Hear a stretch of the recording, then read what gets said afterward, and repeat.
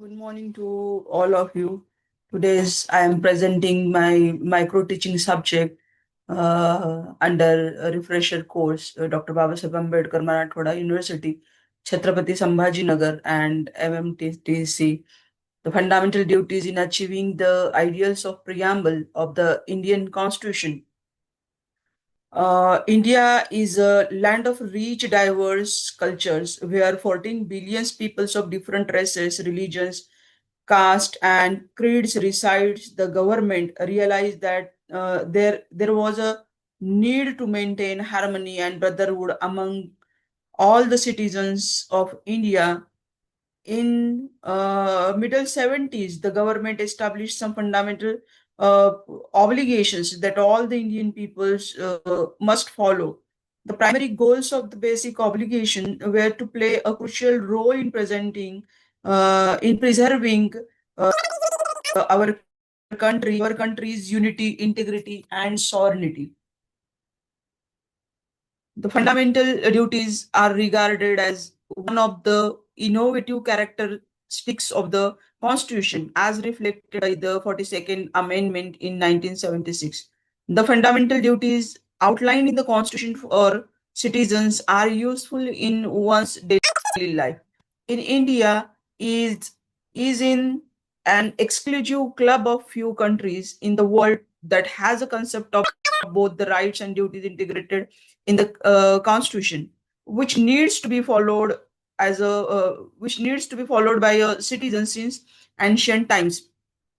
Lots of religions or texts like Ramayana and Bhagavad Gita ask the people to perform their duties, that is kartavya, and the fundamental duties, if followed properly by the citizen of India, will resolve almost every problem there is within Indian society. Even though the government of India has not fully able to implement these duties in these 5 decades, it is constantly working towards the implementing these duties so that the citizen of India can live in peace and harmony. Three factors contributes to the formation a nation. That is noble ideals, citizen ability to achieve their aspirations, and the third most important factor is each citizen persistent and unwavering endeavors to strive for greatness and move his nations towards to that aid. The fundamental duty serves as a cornerstone of humanity patriotism.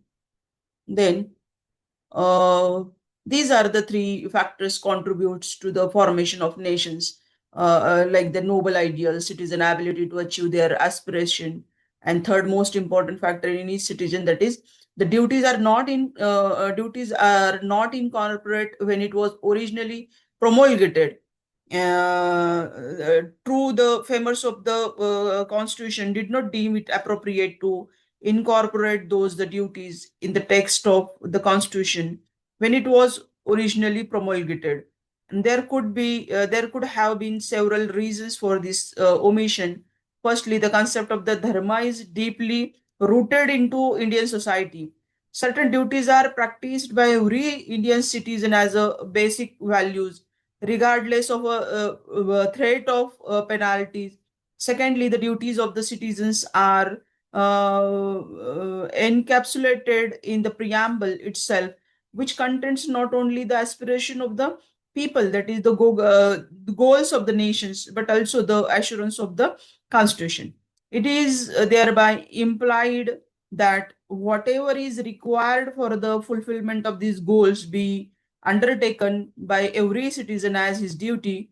Moreover, logically, the fundamental rights enlisted in the Constitution bring in an inference of a set of duties which are the essential for their realization.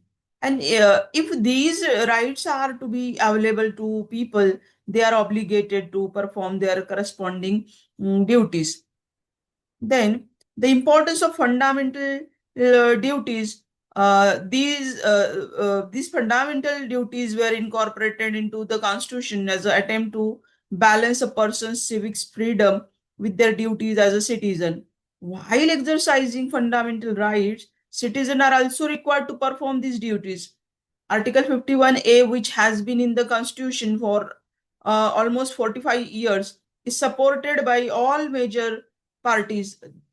These responsibilities serves as a reminder to Indian citizens that while they have the rights granted to them by the Constitution, they also have responsibilities to their country as their fellow citizen.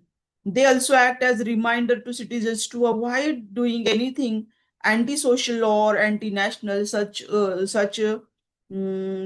the insulting the national anthem or the flags. The duties enshrined in this Article 51A also serves as inspiration to the citizen for promoting a sense of discipline, love, respect, and commitment towards each other and the public property. These duties are the created to make a citizen feel that each and every citizen needs to contribute to achieving the national goals of reducing inequalities, crimes, and their social evils. All the Indian citizens have an ethical obligation to safeguard India's patriotism and togetherness. The absence of punishment for failing to fulfill fundamental duties does not diminish their significance. Uh, uh, these fundamental duties are our constitution consciousness, and they should be seen as fundamental values that the Indian citizen must maintain. The Article 51A, under this article of our Constitution, every citizen is obligated to perform certain duties called the fundamental duties. And these duties are defined as the more obligation of all the citizens to help promote spirit of patriotism and uphold the unity of India. There are the 10 duties are given under the Indian Constitution. Under the Indian Constitution, under Article 51A, these fundamental duties are incorporated after the in 42nd Amendment Act 1972 of the Indian Constitution Act with the recommendation of Soran Singh Committee. And these fundamental duties incorporated initially, but after the 11 duty is incorporated after the 86th amendment in year 2002, that is the 42nd Amendment Act 1972.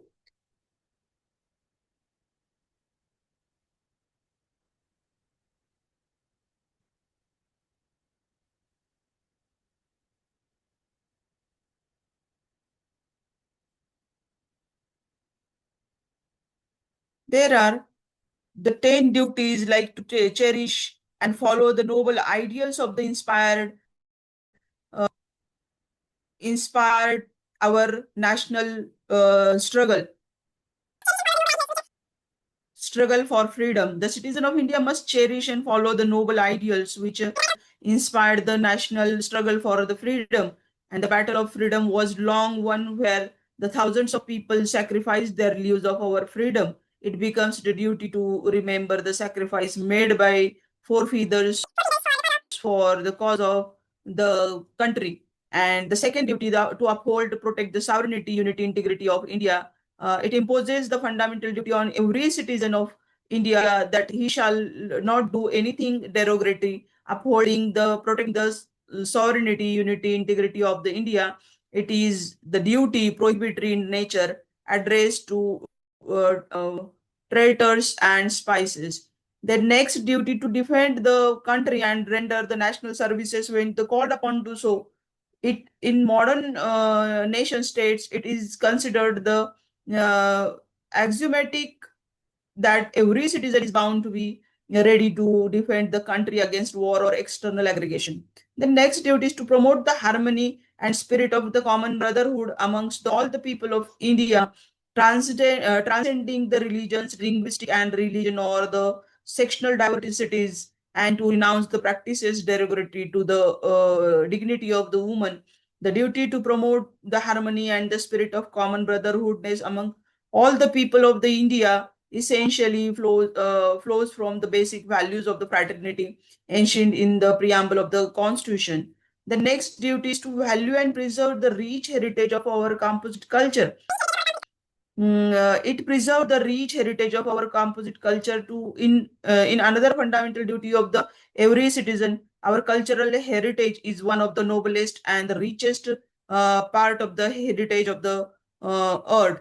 The next duty to protect and improve the natural environment, including forest, lake, rivers, wildlife, and to have the compassion for living creature in the faces of the menace of the increasing pollution and the environmental degradation.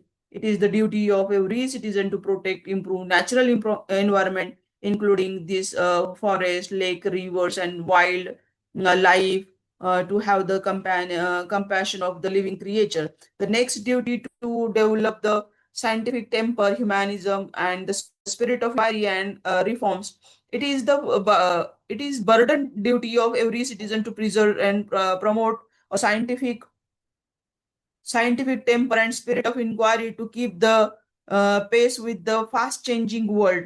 Also, the Constitution ordains the science and technology must be tempered with the sense humanism, because ultimately the end of the all progress is the human being and the quality of the life relationship that is developed. The next duty to safeguard public property and abjure the violence. It is the most uniform that in a country which preaches the non-violence that race to the world. We see from time to time spectacle or senseless violence and destruction of public property indulged in by a few of its citizens. This is why it becomes necessary to prescribe the responsibility to safeguard the public property and abjure the violence as a fundamental citizenship duties. The next duty to strive towards the excellence in all spheres of individuals, the collective activity of the that nation constantly rises to higher levels of endeavors and achievement. Then the last duty is to provide the opportunity for education by parent and the guardian to his child or a ward between the age of 6 to 14 years as the case may be. These are the 11 duties which are enshrined under Article 51A of the Constitution. Thank you so much.